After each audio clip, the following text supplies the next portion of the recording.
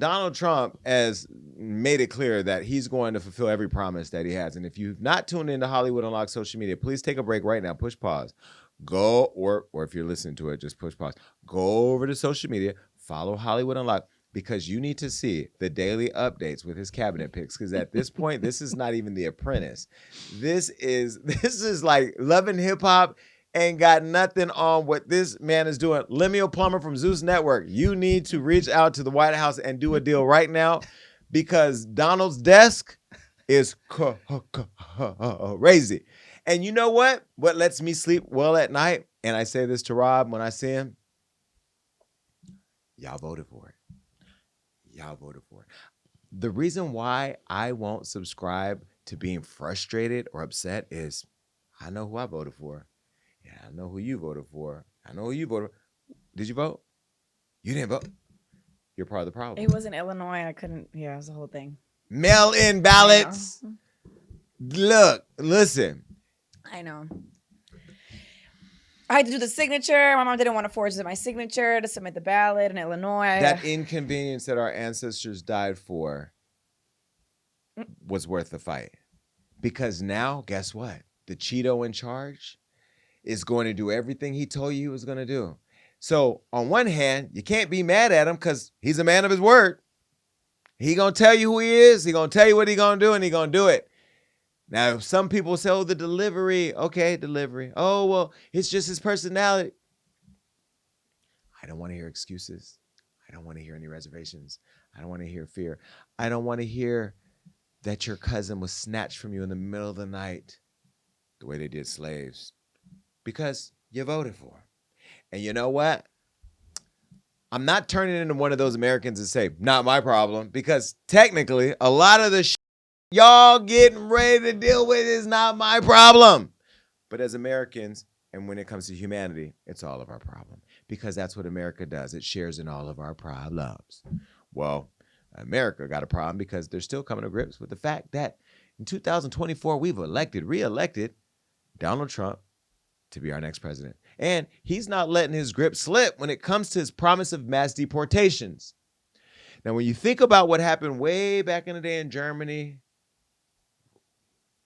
with the Jews, right? Mm-hmm. Where they used their military to wrangle people up and put them in camps and eventually murder them all. Kind of sounds similar to what's happening or potentially going to happen. I ain't going to say allegedly.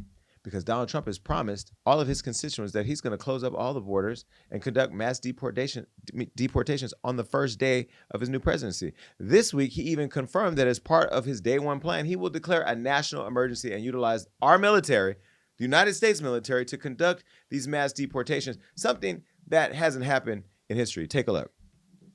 On True Social, somebody said, good news, reports are incoming. Donald Trump administration prepared to declare a national emergency and will use the military assets to reverse the Biden invasion through a mass deportation program. And he said true. When you first heard about this, was this not the craziest thing in the world that the United States would use the military to mass deport people in the country? Yeah, I think it's absolutely insane. And again, this man has always done what he said he was going to do, whether it was good or bad. So when it was stated and a lot of the Latino population continued to support him, I just, like you said, I was just like, I don't know what to tell you because you're supporting your own demise. So now let me just try to break this down. For Marina, your parents are from Croatia. Mm-hmm. They're born and raised, and they're not citizens of the country. They are citizens. They are. I helped them with their, like, who's the president? Okay, so they became, so is that naturalization? Yes. Okay, so they became citizens. Are they citizens or they have green cards? They're citizens. And that's why my mom gave birth to me here so that I could be a citizen. Okay, so now under this new administration, are her parents at threat of being sent back to Croatia and her losing her citizenship? No, I doubt it would affect her. But like, I think they want to roll back DACA. So that would be like children of illegal immigrants who were born in this country, but their parents were illegal. They were given protections under DACA. So they want to roll that back, and all those people could potentially be in danger. Okay, so for DACA, that's the dreamers, right? Mm-hmm. So for those of you who, as he just said, your parents may have been here unlawfully, and then you were born here, so you were a citizen, they would be gone. Well, under his administration, what he's saying is they could go too. Mm-hmm. Because listen, all of you that are migrants that came here for whatever reason, you were leaving a country that was dangerous or you wanted a better opportunity, you want to pursue the American dream, and maybe you're going through the process of wanting to pursue residency or pursue your, becoming a citizen, you're in trouble. But before Trump was even officially elected, a Cuban Trump supporter living in Texas named Angel Rodriguez had the reality slap him in the face back in October. Now, his white neighbor and fellow Trumper refused to let their children play together. And of course, why wouldn't you get mad about it? Well, it's kind of weird when you supported Trump. Listen. Angel Rodriguez voted for Trump. His kids went to play with the neighbor boys across the street, and they were telling his children to go back to Mexico. This is Angel Rodriguez really upset. Can you just explain? But this is a man who did not believe the rhetoric. Somehow he thought he was immune to the bigotry and the hate. Hey, it's unfortunately not illegal to tell somebody to go back somewhere. I would just say go back to hell where you came from. Y'all voted for him. See, that's one of the issues that won't apply to me because I was born and raised here. Now you can go back down the lineage of my ancestors when they put us on boats and brought us over here for a vacation and told us we was going to work a little bit. Well, that's slavery. But those issues, not ours. But yet I voted to make sure that you don't have to have that experience. Well, that was in October. Now, since Angel's running with that in October, Trump was reelected. Angel has now lost his job. So unsurprisingly, still all for Trump. Now, just like El Salvadoran immigrant Jorge Rivas, who is all for mass deportation, so as long as it doesn't affect family-oriented and law-abiding migrants like he and his wife. Don't believe it? Listen to George. If they let in hundreds or thousands of people who already have criminal records, if deporting them creates a mass deportation, I'm all for it. But what if rounded up in all of that are people who work on a farm? They're doing the jobs that Americans don't want to do. Does that worry you? That wouldn't be fair. Of course, they need to make sure that they don't throw away, they don't kick out, they don't deport people that are family oriented. Jorge, it's going to apply to you too. That's what these laws do, right? In Stockton, where I ran for city council and won, my hometown where I live, the county proposed something called Measure R. Measure R says that if you are on county benefits and you test positive for drugs, they may revoke your benefits. So think about that, right? And I had to get on a call with them.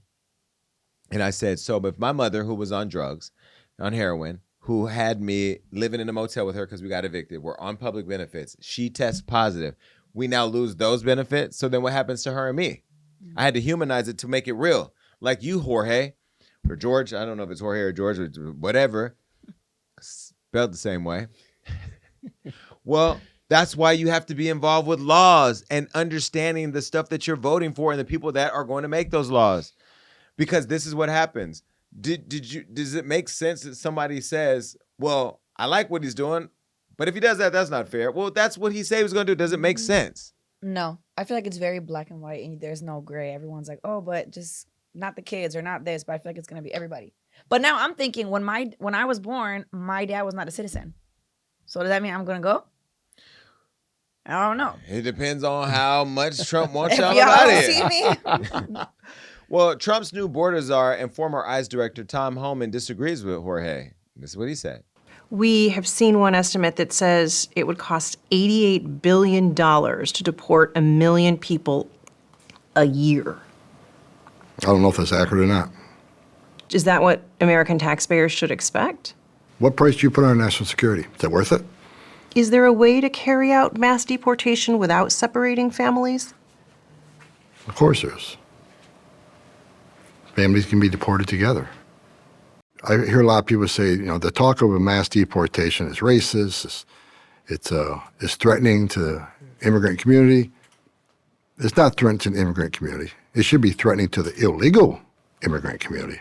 But on the heels of historic illegal immigration crisis, that has to be done. What would the largest deportation in American history look like to you? Well, let me tell you what's not going to be first.